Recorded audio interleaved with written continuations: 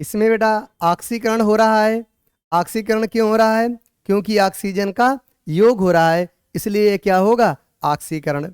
एक ऑब्जर्वेशन इसमें और आएगा आपको समझ में। वो ऑब्जर्वेशन क्या है? देखिएगा यहाँ पर वो ऑब्जर्वेशन है क्या। इसमें बेटा दो क्रियाकारक हैं और उनसे एकल उत्पाद बन रहा है। ऐसा किसमें होता है? ऐसा बेटा संयोजन अपक्रिया में होता है। इसमें ऐसा होता है, तो ऐसा होता है आपका संयोजन अपक्रिया में। तो ये आपकी कैसी अपक्रिया होगी? तो ये बेटा एक आपकी संयोजन अपक्रिया होगी। क्यों होगी? क्योंकि आपको एकल उत्पाद प्राप्त हो रहा है। क्या हो रहा है? एकल उत्पाद प्राप्त हो रहा है। तो आपने कई ऑब्जर्वेशन देखे। एक तो आपने संतुलित रासायनिक समीकरण लिखा, उसमें बेटा सबसे पहले आपने रंग देखा। जो कॉपर था वो लाल भूरे रंग का था। जब उसको बेटा आपने गर्म किया चाइना डिश में रख करके, तो जो लाल भूरा रंग है धीरे धीरे वो आपका काले रंग में बदल जाता है। एक तो ऑब्जर्वेशन आपका रंग चेंज से संबंधित था। अब दूसरा ऑब्जर्वेशन इसमें क्या था? दूसरा ऑब्जर्वेशन इसमें बेटा ऑक्सीकरण हो रहा है। क्यों ऑक्सीकरण हो रहा है? क्योंकि ऑक्सीजन का योग होता है। तीसरी बेटा ये संयोजन अपक्रिया है। संयोजन अपक्रिया क्यों है? क्योंकि उसमें केवल और केवल एक एकल उत्पाद प्राप्त होता है, इसलिए कौन सी अपक्रिया है? संयोजन अपक्रिया है। अब हम लोग बेटा इसमें आगे चलते हैं। आगे एक क्रियाकलाप को हम लोग और यहाँ देखने वाले हैं। ध्यान दीजिएगा, इस क्रियाकलाप को भी हम लोग समझेंगे बहुत अच्छे से। इस क्रियाकलाप को हम लोग पहले भी कर चुके हैं। ये क्रियाकलाप 1.1 है। क्रियाकलाप से बहुत अधिक क्वेश्चंस आते हैं, इसलिए इनको बहुत सावधानी से देखें और समझें। मतलब ये जो क्रियाकलाप है, इस क्रियाकलाप को शिक्षक के सहयोग की आवश्यकता होती है। इस क्रियाकलाप को करने के लिए शिक्षक के सहयोग की आवश्यकता होती है। और हम सुरक्षा के लिए छात्र अपनी आंखों पर चश्मा पहन लें तो उचित रहेगा। इसमें क्या होता है? बहुत ही श्वेत तीव्र प्रकाश निकलता है, तो अगर छात्र इसमें चश्मा पहन लेते हैं तो ये बहुत सही रहता है। इसमें क्या होगा? हमें मैग्नीशियम रिबन लेनी है 3 से 4 सेंटीमीटर, और उस मैग्नीशियम रिबन को रेगमाल से रगड़ करके साफ कर लेना है। साफ क्यों करना पड़ता है? क्योंकि मैग्नीशियम एक सक्रिय धातु है। ये ऑक्सीजन से क्रिया करके मैग्नीशियम ऑक्साइड की एक परत बना लेती है, जो मैग्नीशियम धातु के ऊपर जम जाती है। जब हम ऐसी मैग्नीशियम को जलाते हैं तो मैग्नीशियम धातु सीधा आग के संपर्क में नहीं आ पाती है, इसलिए वो नहीं जलती है। इसलिए हम रेगमाल से रगड़ करके इसमें जो परत बनती है मैग्नीशियम ऑक्साइड की, उसे हटा देते हैं, ताकि मैग्नीशियम धातु आसानी से और अच्छी प्रकार से जल सके। अब इसके बाद क्या करते हैं? इसे चिमटे से पकड़कर स्प्लिट लैंप या बर्नर से इसका दहन करते हैं और इससे बनी राख को वॉच ग्लास में इकट्ठा कर लेते हैं, जैसा कि चित्र में दिखाया गया है। ये टॉन्ग्स कहलाता है या इसी को चिमटा कहते हैं। इस चिमटे से पकड़ करके इस मैग्नीशियम रिबन को हम बेटा ये बर्नर कह सकते हैं या स्प्लिट लैंप के ऊपर गर्म करते हैं, और जो इसकी राख निकलती है इसे हम वॉच ग्लास में क्या करते हैं? इकट्ठा कर लेते हैं। कहाँ इकट्ठा कर लेंगे? वॉच ग्लास में इकट्ठा कर लेते हैं। अब मैग्नीशियम रिबन का दहन करते समय इसे अपनी आंखों से यथासंभव दूर रखें। हमने पहले बताया है, जब मैग्नीशियम रिबन जलती है तो इससे श्वेत लौ के साथ तीव्र मतलब चमक होती है। इस चमक से बचने के लिए अपनी आंखों को इसकी लौ से दूर रखना चाहिए। अब देखिएगा इसमें क्या होगा आगे। मतलब आपने क्या प्रेक्षण किया? क्या प्रेक्षण किया है आपने? इस अभिक्रिया में मैग्नीशियम का उपचयन होता है या अपचयन, ये आपको बताना है। तो कुछ प्रेक्षण हैं जो आपको बताने हैं। तो देखिएगा, हम लोग कुछ प्रेक्षण बताते हैं। तो हमारे कुछ प्रेक्षण हैं। तो पहला प्रेक्षण क्या है? सबसे पहले तो हम इसको सबसे पहला तो हमारा एक ही काम होता है, वो बेटा है संतुलित रासायनिक समीकरण। हम क्या लिखने वाले हैं? तो बेटा हम लिखने वाले हैं संतुलित रासायनिक समीकरण। हम संतुलित रासायनिक समीकरण लिखेंगे।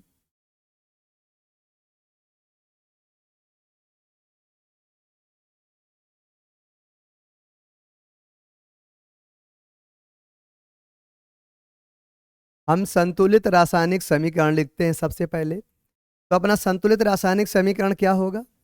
ये हमने मैग्नीशियम रिबन लिया हुआ है। क्या लिया हमने? मैग्नीशियम रिबन लिया।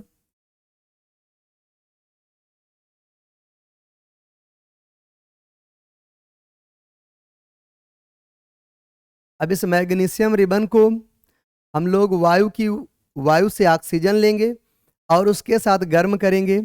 गर्म करने पर ये हमारा बेटा मैग्नीशियम ऑक्साइड बन जाता है। क्या बन जाता है? मैग्नीशियम ऑक्साइड बन जाता है।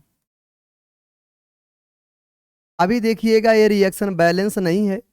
अगर कोई रिएक्शन संतुलित नहीं होती है तो उसे हम असंतुलित रासायनिक समीकरण कहते हैं या ढांचा समीकरण कहते हैं। यहाँ पर ऑक्सीजन के कितने हैं? 2 हैं। तो यहाँ पर अगर हम 2 कर देंगे तो ऑक्सीजन के कितने हो जाएंगे? 2। मैग्नीशियम के कितने हो गए? 2। इधर 2 कर देंगे तो मैग्नीशियम के भी क्या हो जाएंगे? 2। ये बेटा एक श्वेत पाउडर होता है। ये क्या होता है? श्वेत पाउडर होता है, जिसको हमने क्या किया हुआ है? वाच ग्लास में इकट्ठा कर लिया है। श्वेत पाउडर को वाच ग्लास में इकट्ठा कर लिया है। अब बेटा हमें क्या क्या जानकारियां हो रही हैं? एक तो ध्यान दीजिएगा, जब हम इसको गर्म करते हैं तो आप देख रहे हैं क्या बन रहा है हमारा? श्वेत पाउडर बनता है। और एक बेटा श्वेत, ध्यान देना, श्वेत तीव्र लव के साथ, श्वेत तीव्र लव के साथ मैग्नीशियम रिबन जलती है। तो जब मैग्नीशियम रिबन जलती है तो ध्यान दीजिएगा, पहला पॉइंट होता है मैग्नीशियम रिबन श्वेत तीव्र लव के साथ जलती है। दूसरा, मैग्नीशियम ऑक्साइड का श्वेत पाउडर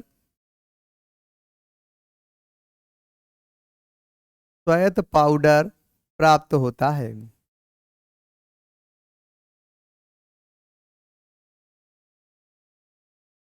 ध्यान रखिएगा, मैग्नीशियम ऑक्साइड का श्वेत पाउडर प्राप्त होता है। और तीसरा क्या देखेंगे बेटा? ये संयोजन अपक्रिया है। संयोजन अपक्रिया क्यों है? क्योंकि बेटा देख लेंगे, इसमें क्रियाकारक तो 2 हैं लेकिन उत्पाद आपका एकल प्राप्त होता है। तो ये बेटा संयोजन अपक्रिया है। और संयोजन अपक्रिया होने का कोई अगर कारण पूछे कि संयोजन अपक्रिया क्यों है, तो बता सकते हैं इसलिए है कि बेटा एकल उत्पाद प्राप्त हो रहा है। एकल उत्पाद प्राप्त होने की वजह से ये किस प्रकार की अपक्रिया है? संयोजन अपक्रिया है। अगला पॉइंट क्या लिख सकते हैं? ये बेटा ऑक्सीकरण अपक्रिया भी है। क्या है? ऑक्सीकरण। अब कोई पूछ सकता है कि ये ऑक्सीकरण क्यों है? क्योंकि स्पष्ट दिख रहा है कि इसमें ऑक्सीजन का क्या हो रहा है? योग। अगर ऑक्सीजन का योग होता है तो ऐसी अपक्रिया को हम लोग क्या कहते हैं? ऑक्सीकरण अपक्रिया कहते हैं। इसमें क्या होगा? ऑक्सीजन का योग होता है, तो ऑक्सीकरण अपक्रिया है। और साथ ही साथ ये बेटा ऊष्माक्षेपी अपक्रिया भी है। कैसी अपक्रिया है? ऊष्माक्षेपी अपक्रिया है, या ऊष्माक्षेपी वर्ड रहने दो, ये आपका रहने दो, इतना ही रखते हैं। ये कुछ इसके प्रेक्षण प्राप्त होते हैं जो आपके सामने हैं। हमें आशा है कि आपको ये अच्छे समझ में आया होगा ये। और यही हमसे पूछा गया था कि क्या हो रहा है। तो सबसे पहले हमने संतुलित समीकरण बता दिया। मैग्नीशियम रिबन है, मैग्नीशियम रिबन का हमें श्वेत पाउडर प्राप्त होता है। और जो मैग्नीशियम रिबन है ये बेटा श्वेत तीव्र ज्वाला के साथ जलती है। और संयोजन अपक्रिया है और ऑक्सीकरण अपक्रिया है। अब हम बेटा और आगे चलते हैं, इसी में और आगे देखते हैं। तो देखिएगा, अब आ जाती है अपचयन अपक्रिया। अपचयन अपक्रिया बेटा जस्ट अपोजिट होती है। अब कौन सी अपक्रिया है? अपचयन। तो अपचयन ध्यान दीजिएगा, अपचयन में 2 वर्ड आते हैं। एक आता है बेटा हाइड्रोजन का जुड़ना। अगर हाइड्रोजन जुड़ती है तो भी क्या होता है? आपका अपचयन होता है। या फिर कह सकते हैं ऑक्सीजन का निकलना, ऑक्सीजन का निकलना भी क्या है, आपका अपचयन है। ऑक्सीजन का निकलना भी क्या है, आपका अपचयन है।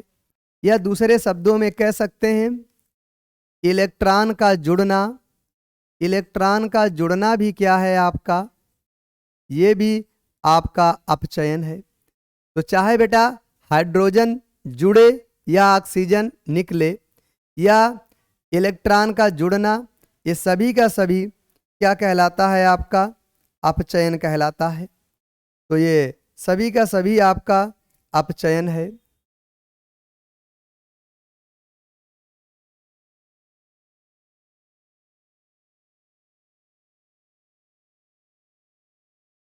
चलिए हटाइए इसको।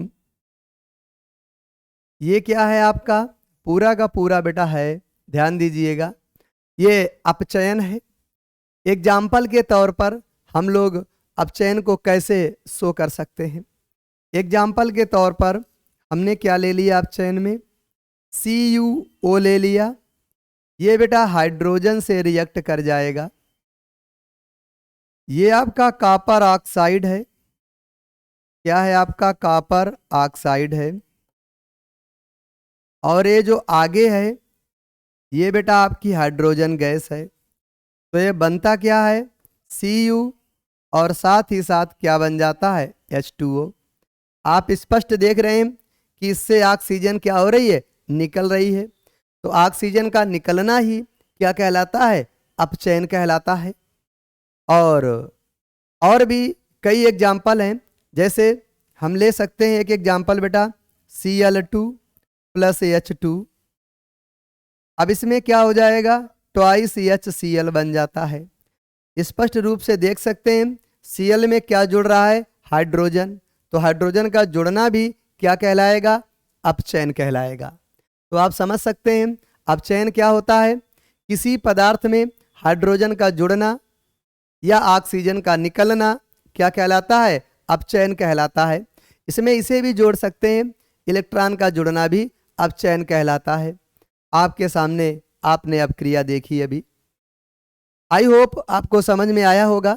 ऑक्सीकरण, ऑक्सीकरण में क्या होता है, ऑक्सीकरण में ऑक्सीजन का जुड़ना और हाइड्रोजन का निकलना क्या कहलाता है, ऑक्सीकरण। अपचयन उसका उल्टा है। अपचयन में क्या होता है, ऑक्सीजन का निकलना और हाइड्रोजन का जुड़ना क्या कहलाता है, आपका अपचयन कहलाता है। जैसा कि आपके सामने दो एग्जाम्पल हैं। आई होप आपको ऑक्सीकरण और अपचयन समझ में आया होगा, अच्छा लगा होगा। प्लीज़ इस चैनल को ज़्यादा से ज़्यादा लाइक करिए, शेयर करिए और सब्सक्राइब करिए। आगे देखते हैं हम लोग। अब बेटा अपनी आ जाती है उपचयन अपचयन अपक्रिया। क्या आ जाती है, उपचयन अपचयन अपक्रिया, या इसी को रिडॉक्स अपक्रिया कहते हैं। क्या कहते हैं हम इसको, रिडॉक्स अपक्रिया कहते हैं। इसमें क्या होता है, वह अपक्रिया जिसमें बेटा ऑक्सीकरण और अपचयन दोनों ही साथ साथ होते हैं क्या कहलाता है, आपका उपचयन अपचयन अपक्रिया या रिडॉक्स अपक्रिया कहलाता है। तो वे अपक्रियाएं जिनमें बेटा ऑक्सीकरण और अपचयन दोनों ही साथ साथ होता है क्या कहलाता है, आपका रिडॉक्स या उपचयन अपचयन अपक्रिया कहलाता है। अर्थात इसमें एक अभिकारक उपचयित होता है और दूसरा अभिकारक इसमें अपचयित होता है। तो देखेंगे हम इसका एक एग्जाम्पल देखने वाले हैं। ZnO, ध्यान दीजिएगा बेटा, ये क्या लिखा हुआ है, ZnO। थोड़ा सा नीचे से लिखते हैं हम इसको, ये आपका ZnO लिखा है। ये बेटा रिएक्ट करता है कार्बन के साथ अपक्रिया करेगा कार्बन के साथ।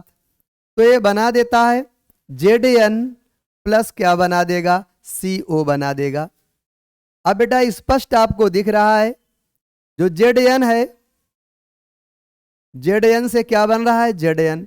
तो इसमें क्या है, ऑक्सीजन का निकलना, ऑक्सीजन इससे निकल रही है, ऑक्सीजन का निकलना। और जो ऑक्सीजन का निकलना होता है उसे हम लोग क्या कहते हैं, अपचयन। क्या कहते हैं, अपचयन। तो ध्यान रखिएगा जिंक ऑक्साइड का यहां पर क्या हो रहा है, अपचयन हो रहा है। दूसरी तरफ आएंगे और आप देखेंगे यहां पर कार्बन में क्या हो रहा है, ऑक्सीजन का योग हो रहा है, सबको दिख रहा है ऑक्सीजन का योग। इसमें क्या हो रहा है आपका, ऑक्सीजन का योग हो रहा है, ऑक्सीजन का योग। और जहां पर ऑक्सीजन का योग होता है उसे हम लोग क्या कह देते हैं, ऑक्सीकरण कह देते हैं। तो यहां पर क्या हो रहा है, इसका ऑक्सीकरण हो रहा है। ये आपका अगर नाम देखें तो नाम क्या है आपका, जिंक ऑक्साइड है। इसका नाम क्या है आपका, जिंक ऑक्साइड है।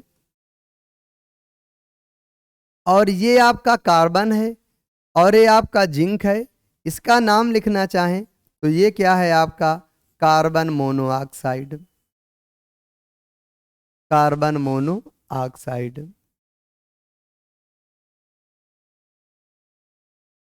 तो बेटा आप अच्छे समझ रहे हैं, फिर से देखेंगे।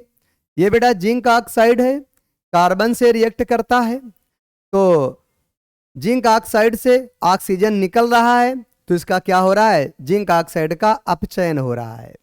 कार्बन में ऑक्सीजन जुड़ रहा है तो कार्बन का क्या हो रहा है, ऑक्सीकरण हो रहा है। आप स्पष्ट देख सकते हैं इसमें ऑक्सीकरण और अपचयन दोनों साथ साथ होता है।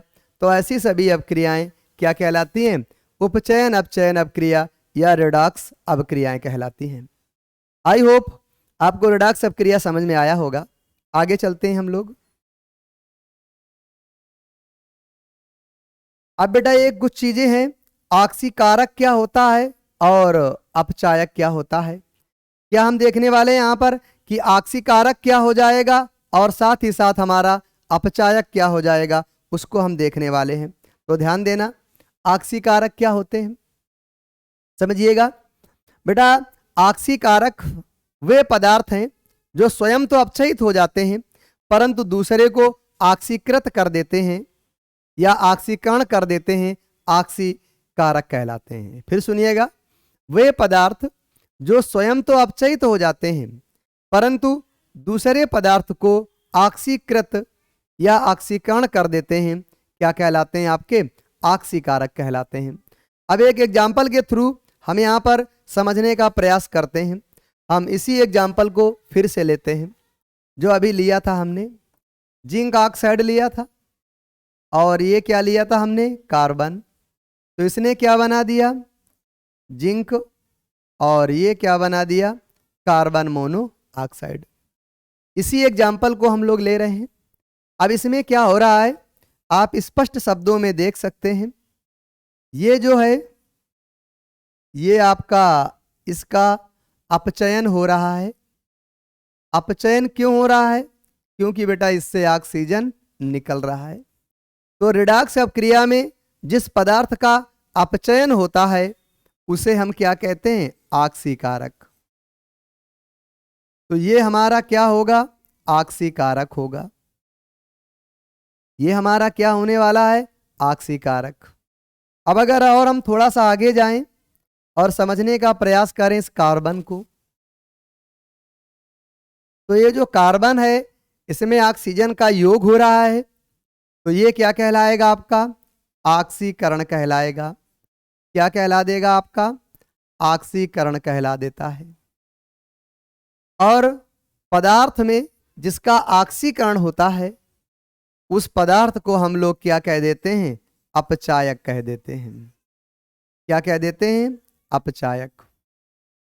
तो ध्यान दीजिएगा, रिडॉक्स अपक्रिया में जिस पदार्थ का अपचयन होगा उस पदार्थ को ऑक्सीकारक, और जिस पदार्थ का ऑक्सीकरण होता है उस पदार्थ को हम लोग अपचायक कहते हैं। तो आपको समझ में आया होगा।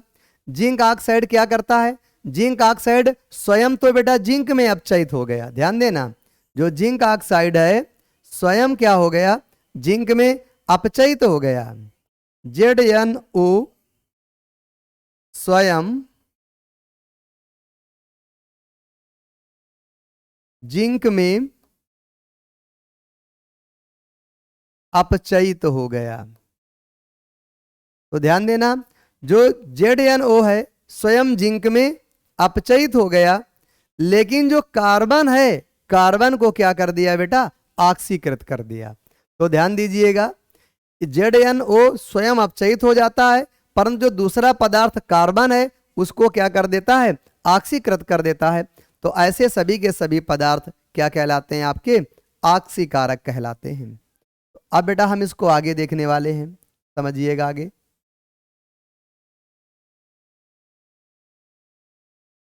तो यहां पर देखेंगे आप इसको आगे। अब देखिएगा बेटा, ऑक्सीकारक के बाद हम लोग और आगे देखने वाले हैं।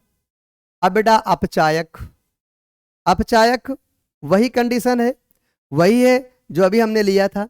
इसमें क्या होगा, वे पदार्थ जो स्वयं तो ऑक्सीकृत हो जाते हैं परंतु दूसरे पदार्थों को अपचयित कर देते हैं, क्या कहलाते हैं, अपचायक। फिर सुनिएगा, वे पदार्थ जो स्वयं क्या होंगे, स्वयं अपना ऑक्सीकृत हो जाएंगे लेकिन दूसरे को क्या करते हैं, अपचयित कर देते हैं। तो ऐसे सभी के सभी पदार्थ क्या कहलाते हैं, आपके अपचायक पदार्थ कहलाते हैं। एग्जाम्पल के तौर पर कोई भी, जैसे अभी यही लिया गया था, इसी को ले सकते हैं, इसको ले सकते हैं। जैसे अभी आपने ZnO ही लिया, एक कार्बन से रिएक्ट करता है और क्या बना देता है, Zn प्लस क्या बना देता है, CO। तो इसका क्या हो रहा है, इसका बेटा अपचयन हो रहा है, इसका क्या हो रहा है, अपचयन। अगर इसका अपचयन हो रहा है तो ये पदार्थ क्या कहलाएगा, ऑक्सीकारक। तो ये तो आपका ऑक्सीकारक हो गया। अब इसमें बेटा थोड़ा सा और ध्यान देंगे, इसका क्या हो रहा है, ये जो दूसरा पदार्थ है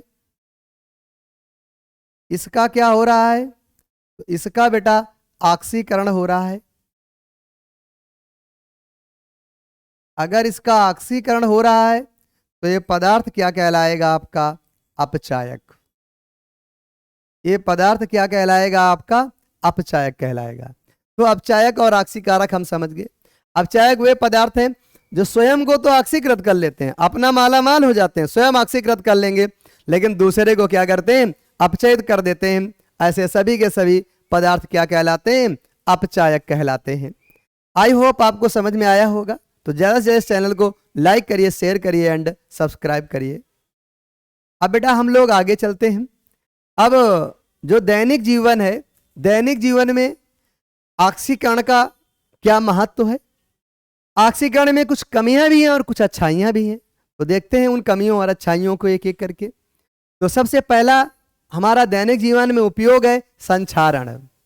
संक्षारण क्या होता है, जो बेटा धातु है, धातु जो होती है वायु में उपस्थित ऑक्सीजन, नमी या अन्य रासायनिक अभिकर्मकों द्वारा धीरे धीरे नष्ट हो जाती है और नष्ट होने की क्रिया को ही हम संक्षारण कहते हैं। फिर से देखेंगे, वह अब क्रिया जिसमें कोई धातु वायु में उपस्थित ऑक्सीजन, नमी या अन्य रसायनों से धीमी अपक्रिया द्वारा धीरे धीरे नष्ट हो जाती है, क्या कहलाता है, आपका संक्षारण कहलाता है। आई होप आपको समझ में आया होगा कि एक ऐसी अपक्रिया जिसमें कोई धातु है वो धीरे धीरे ऑक्सीजन की उपस्थिति में या रसायनों द्वारा अपक्रिया करके धीरे धीरे नष्ट हो जाती है, संक्षारण कहलाती है।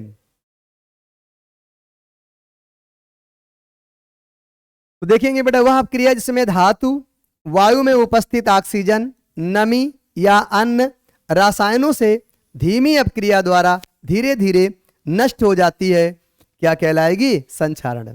संक्षारण का सबसे अच्छा एग्जाम्पल आपने देखा होगा, आपके घर में कोई आयरन राड पड़ी हो या कोई लोहे की छड़ पड़ी हो, तो लोहे की छड़ पर कुछ समय बाद धीरे धीरे लोहे की छड़ के ऊपर भूरी भूरी पपड़ी जम जाती है। अगर आप उसको गिराएंगे तो धीरे पपड़ी क्या हो जाएगी, नीचे गिर जाती है। इसी को हम बोलते हैं लोहे में जंग लगना। तो इसके कुछ उदाहरण हैं। पहले उदाहरण में क्या है, लोहे में जंग लगना संक्षारण का एक बहुत अच्छा उदाहरण है। जब लोहे में जंग लग जाती है तो लोहा धीरे धीरे क्या हो जाता है बेटा, नष्ट होने लगता है। चांदी के आभूषणों में काली परत का जमना, जो बेटा चांदी के आभूषण होते हैं, चांदी के आपके आभूषण होते हैं पहनने वाले, उसमें क्या होता है, धीरे धीरे काली परत जम जाती है। कैसी परत जम जाती है, काली परत जम जाती है। यह भी एक जंग का उदाहरण है। जो तांबा है, तांबे का लोटा कभी देखा होगा, जब उसमें पानी भरा रहता है तो उसकी सतह पर हरे रंग की परत जम जाती है। क्या जम जाती है?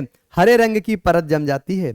तो ये जो संक्षारण है, संक्षारण समझ गए आप कि कोई धातु है, वायु की उपस्थिति में उपस्थित ऑक्सीजन, नमी व अन्य रसायनों द्वारा धीमी गति से धीरे धीरे धातु का नष्ट होना क्या कहलाता है? संक्षारण कहलाता है। और संक्षारण के एग्जाम्पल आपके सामने हैं।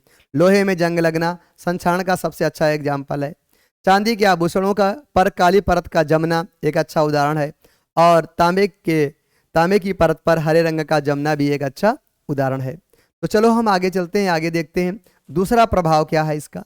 अब हम इसी में लोहे में जंग लगना ये क्या होता है?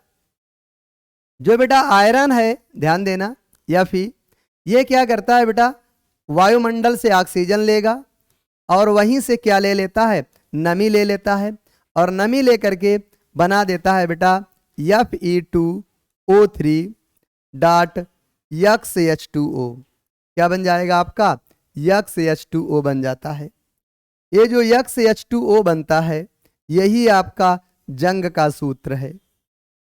जंग, या इसी को बोल देते हैं हम लोग रस्ट। ये वो जंग नहीं है जो इंडिया और पाकिस्तान के बीच में होती है, जिसमें हमेशा इंडिया जीतता है। ये बेटा एक जंग है जो लोहे का संक्षारण करती है, लोहे को धीरे धीरे क्या करती है? नष्ट करती है। और ये आपका आयरन है, ये आपका आयरन था। आयरन क्या करेगा? जो वायुमंडलीय ऑक्सीजन है उससे रिएक्ट करेगा। और जो H2O है, H2O यहाँ पर वाटर ना होकर के इसको नमी के रूप में हम रिप्रेजेंट करेंगे और इसके यक्स मोल ले लेंगे। अगर हम इसको बैलेंस करने की कोई आवश्यकता नहीं है, खैर ये अपना क्या बन जाता है? जंग बन जाता है। तो लोहे में जंग लगना संक्षारण का सबसे अच्छा उदाहरण है। जब लोहे में जंग लग जाती है तो लोहा धीरे धीरे नष्ट हो जाता है और किसी धातु के धीरे धीरे नष्ट होने की क्रिया को ही हम लोग क्या कहते हैं? संक्षारण कहते हैं। अब आगे देखिएगा, आपके मन में आ रहा होगा कि ये बेटा प्रिंट नहीं है, ध्यान दीजिएगा, ये क्या है आपका? पेंट है। क्या है आपका? पेंट। कि मतलब धातुओं पर हम पेंट क्यों करते हैं? धातुओं पर या लोहे पर हम लोग पेंट क्यों करते हैं? तो ध्यान देंगे, हम पेंट क्यों करते हैं समझिएगा बेटा। जो लोहे की वस्तु है, लोहे की वस्तु को में धीरे धीरे जंग लग जाती है और लोहे की वस्तु बेकार हो जाती है, खराब हो जाती है। तो लोहे की वस्तुओं को जंग से बचाने के लिए हम इसमें पेंट कर देते हैं। पेंट करने से जो वस्तु की सतह है, वस्तु की सतह सीधा नमी के संपर्क में नहीं आ पाती है, जिससे जंग लगने की संभावना कम हो जाती है। तो समझ गए लोहे की वस्तुओं पर हम पेंट क्यों करते हैं? तो लोहे की वस्तुओं को जंग से बचाने के लिए हम इनको पेंट करते हैं। पेंट वस्तु की सतह को नमी के सीधे संपर्क में आने से बचाता है, जिससे जंग नहीं लगती है। और बहुत इंपॉर्टेंट क्वेश्चन है, 2 बार बैक टू बैक पूछा गया क्वेश्चन है। तो समझ में आया होगा कि लोहे की वस्तुओं को जंग से बचाने के लिए हम लोग उसमें पेंट करते हैं। पेंट करने से जो लोहे की वस्तु है डायरेक्ट वायु के संपर्क में नहीं आ पाती है, क्योंकि पेंट वायु और लोहे के बीच में एक लेयर बना लेती है, सतह बना लेती है। आई होप आपको समझ में आया होगा। अब हम लोग आगे चलते हैं और ये देखते हैं संक्षारण से बचाव के उपाय। मतलब संक्षारण से बचाव के क्या क्या उपाय किए जाते हैं या क्या क्या उपाय हैं। तो बेटा संक्षारण से बचाव के उपाय में हम ग्रीसिंग कर सकते हैं। आयरन, कोई भी आयरन रॉड है या आयरन मटेरियल है, उसके ऊपर ग्रीसिंग कर देंगे या ऑयलिंग कर देंगे। तो ग्रीसिंग या ऑयलिंग क्या करती है? एक सतह बना लेती है नमी और आयरन के बीच में, जिससे बेटा संक्षारण को रोका जा सकता है। दूसरा, रंगाई या पेंट करके। रंगाई या पेंट जब करते हैं, पेंट करने पर क्या होता है, जो आयरन है और जो वायु है उसके बीच में एक दीवार बन जाती है, सतह बन जाती है, जिससे हम संक्षारण को रोक सकते हैं। एक होता है गैल्वेनीकरण। गैल्वेनीकरण में क्या होता है, जब बेटा जिंक धातु को हम इसके ऊपर लगा देते हैं, किसी धातु के ऊपर लगा देते हैं, जिससे उस धातु का संक्षारण बच जाता है, उसे हम लोग क्या कहते हैं? गैल्वेनीकरण कहते हैं। अब टिन प्लेटिंग या क्रोम प्लेटिंग क्या है? तो टिन की मतलब कोटिंग कर दी जाती है एक प्रकार से मेटल के ऊपर, जिस मेटल को हमें जंग से बचाना होता है उस मेटल के ऊपर हम लोग कोटिंग कर देते हैं टिन या क्रोमियम की। अब हम इसको आगे एक एक करके देखेंगे तो आपको आराम से समझ में आ जाएगा। पहला है बेटा ग्रीस या तेल लगा करके। ग्रीस या तेल लगाने से क्या होता है, जब ग्रीस या तेल को लोहे की वस्तु की सतह पर लगा देते हैं तो जो नमी है इसके संपर्क में नहीं आ पाती है, जिससे बेटा लोहा जंग से सुरक्षित हो जाता है। तो थोड़ा सा ध्यान देंगे, मिस्टेक यहाँ लिखा है, आप इसको समझ सकते हैं। ये आपका नहीं होगा, यहाँ पर ये आपका नहीं होने वाला है। तो ये बेटा थोड़ा सा मिस्टेक से लिख गया है, टाइपिंग एरर है।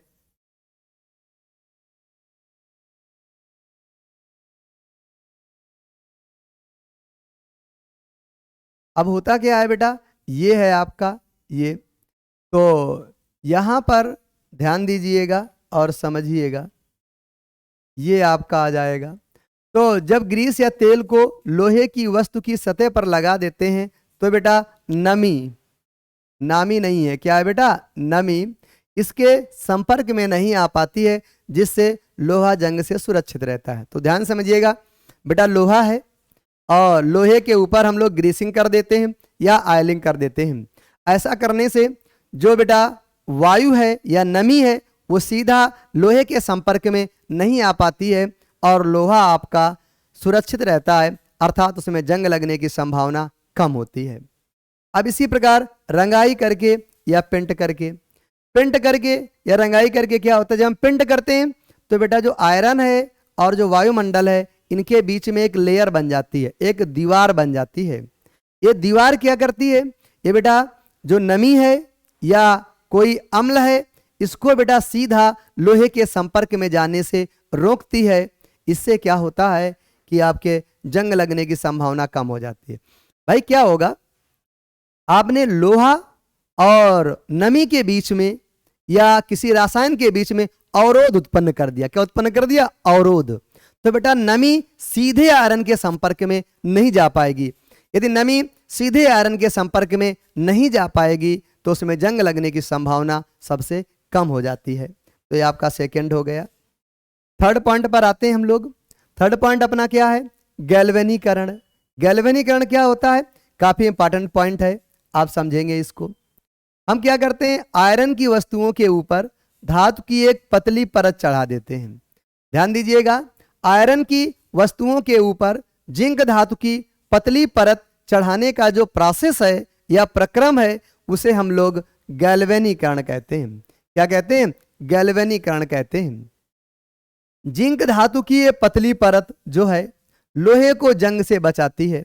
जिंक धातु की ये जो पतली परत आपने चढ़ाई है इसे हम गैल्वेनीकरण कहते हैं। ये जिंक धातु की पतली परत लोहे को जंग लगने से बचाती है।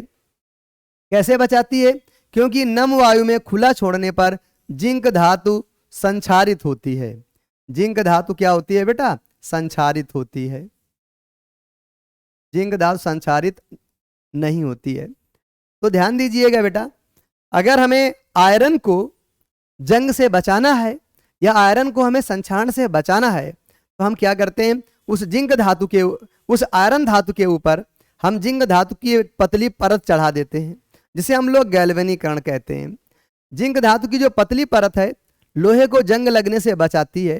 कैसे बचाती है, क्योंकि नम वायु में खुला छोड़ने पर जो जिंक धातु है वो बेटा संक्षारित नहीं होती है या आसानी संक्षारित नहीं होती है। तो अब बेटा जो आयरन है वो तो जिंक के अंदर हो गया। जिंक ने क्या किया, आयरन के ऊपर एक कोटिंग बना ली। जिंक ने आयरन धातु के ऊपर एक कोटिंग बना ली। तो अब जो वायु के संपर्क में है वो आयरन ना होकर के जिंक धातु वायु के संपर्क में है, लेकिन जिंक का संक्षारण क्या होता है, कम होता है। इसलिए ये प्रोसेस क्या कहलाया, आपका गैल्वेनीकरण कहलाया। अब बेटा आगे टिन प्लेटिंग या क्रोम प्लेटिंग है। इसमें क्या होता है, टिन या क्रोमियम धातु संक्षारण रोधी होती है। टिन या क्रोमियम धातु ये बेटा संक्षारण रोधी है, इस पर संक्षारण का कोई बहुत अधिक प्रभाव नहीं पड़ता है। अतः जब लोहे की वस्तु पर टिन धातु की पतली परत को विद्युत लेपन द्वारा निक्षेपित कर देते हैं तो बेटा आयरन या इस्पात की वस्तुओं को संक्षारण से सुरक्षित रखा जाता है। फिर से बेटा देखिएगा, टिन तथा क्रोमियम धातु संक्षारण रोधी होते हैं, अतः जब लोहे की वस्तु पर टिन तथा क्रोमियम की पतली परत को विद्युत लेपन द्वारा निक्षेपित कर देते हैं तो आयरन तथा इस्पात की वस्तुओं को संक्षारण से सुरक्षित रखा जाता है। तो बहुत आसान है, जो टिन और क्रोमियम है वो बेटा संक्षारण रोधी है। जब हम विद्युत विधि द्वारा क्या करते हैं, टिन या क्रोमियम को आयरन की सतह पर निक्षेपित कर देते हैं, मतलब एक कोटिंग बन जाती है, एक लेयर बन जाती है, सतह बन जाती है, तो बेटा जो आयरन है वो संक्षारित होने से रुक जाता है और इसे ही क्या कहते हैं हम लोग, टिन प्लेटिंग या क्रोम प्लेटिंग कहते हैं। आई होप, हम आशा करते हैं कि आपको समझ में आया होगा। हम लोग आगे चलते हैं और बेटा विकृत गंधिता के बारे में देखते हैं। इसके बारे में देखते हैं, विकृत गंधिता के बारे में। कई बार आपने अपने घरों में देखा होगा, आपका जो खाना है दूसरे दिन खाने में पहले दिन जैसा टेस्ट नहीं रह जाता है, या उसमें कुछ कभी कभी स्मेल भी आने लगती है। तो उसका रीजन क्या है? तो जो बेटा भोजन होता है, भोजन बेटा जो खाद्य पदार्थ हैं वो तेल व वसा युक्त होते हैं। अधिक लंबे समय तक रखने पर उनके स्वाद या गंध उनकी बदल जाती है, जिसे हम लोग विकृत गंधिता कहते हैं। तो देखिएगा बेटा, बहुत आसान है। तेल या वसा युक्त खाद्य पदार्थों को अधिक लंबे समय तक रखने पर, तेल या वसा युक्त खाद्य पदार्थों को अधिक लंबे समय तक रखने पर उनके स्वाद व गंध में बदलाव आ जाता है, जिसे हम लोग विकृत गंधिता कहते हैं। तो खाद्य पदार्थों को अधिक लंबे समय तक रखने पर उनके स्वाद व गंध में परिवर्तन आ जाता है, जिसे हम लोग विकृत गंधिता कहते हैं। एग्जाम्पल के तौर पर देख सकते हैं, तेल या वसा में तले हुए खाद्य पदार्थ जैसे नमकीन हो गए, चिप्स हो गए आदि, लंबे समय तक रखने पर उनका स्वाद एवं गंध अप्रिय हो जाती है। तो तेल या वसा में तले हुए कोई भी खाद्य पदार्थ है, जैसे नमकीन हो गया, चिप्स हो गए आदि, लंबे समय तक अगर इनको रखा जाता है तो इनका स्वाद एवं जो गंध होती है वो क्या हो जाती है, अप्रिय हो जाती है।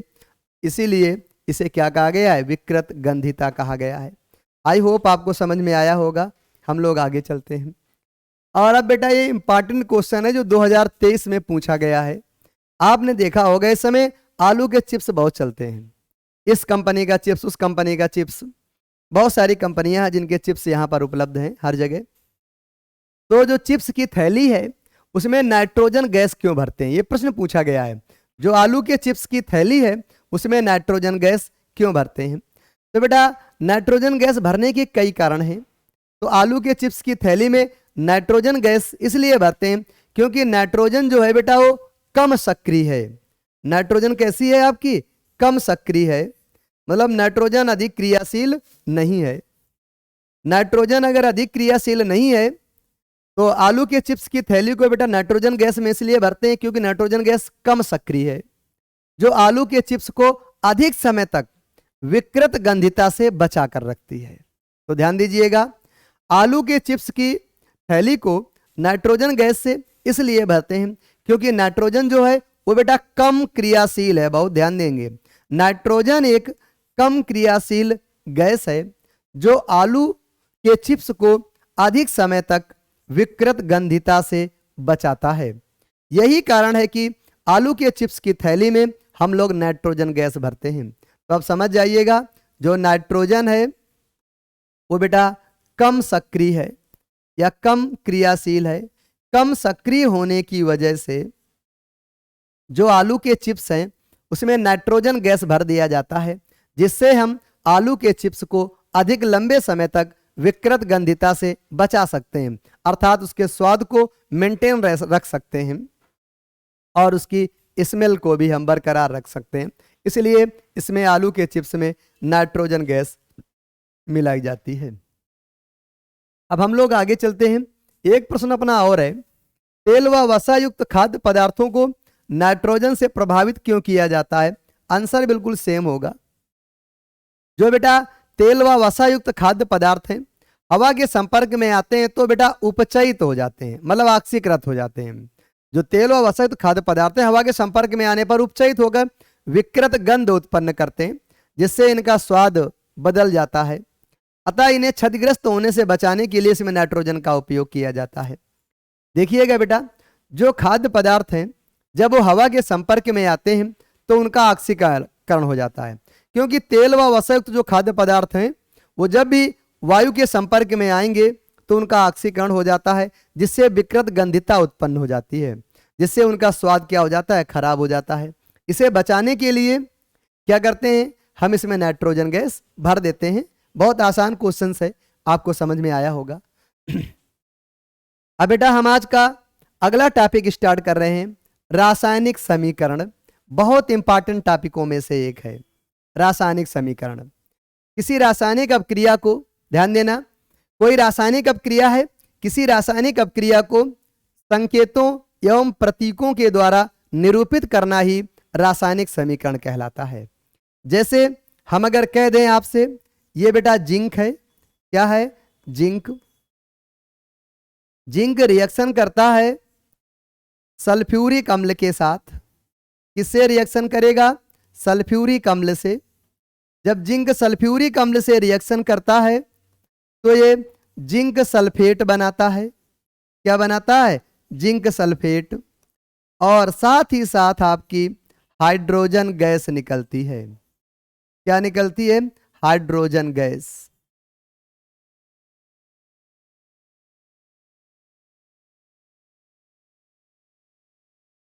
हाइड्रोजन गैस निकलती है। तो अगर हम पूछें कि ये क्या है आपका, तो ये बेटा आपकी रासायनिक अभिक्रिया है। ये आपकी क्या है, रासायनिक अभिक्रिया। रासायनिक अभिक्रिया।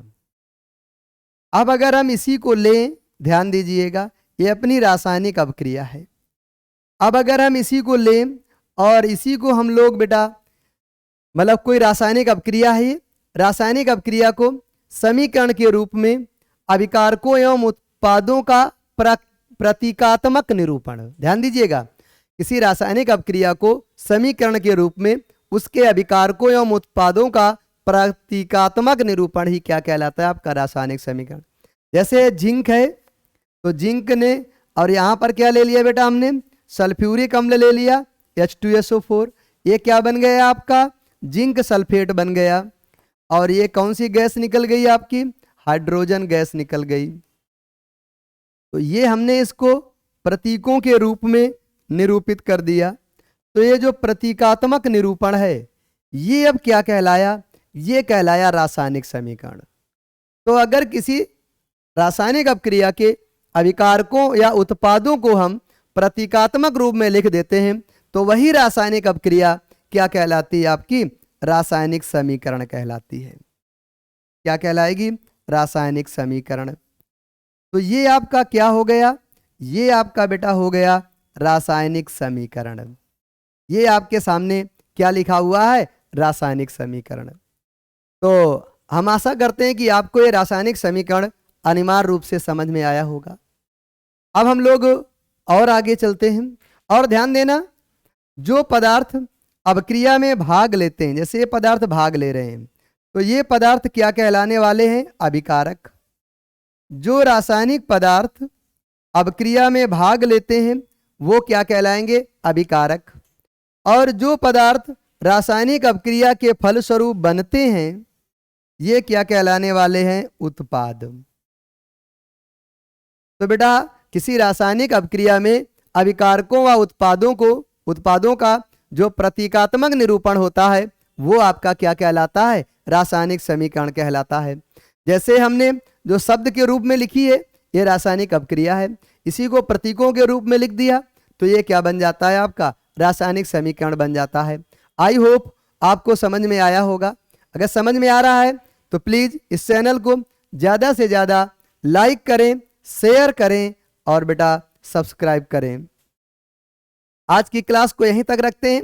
अब जो अगली क्लास है वो बहुत इंपॉर्टेंट है क्योंकि उसमें आपको रासायनिक समीकरणों को संतुलित करना सिखाया जाएगा। हम आशा करते हैं कि आपको ये बहुत पसंद आया होगा वीडियो। तो इसके सभी सेशन देखिए और आपको पूरी साइंस कंप्लीट मिलने वाली है। तो प्लीज़ इस चैनल को ज़्यादा से ज़्यादा लाइक करें, शेयर करें और सब्सक्राइब करें। Thank you, have a nice day. जय हिंद, जय भारत।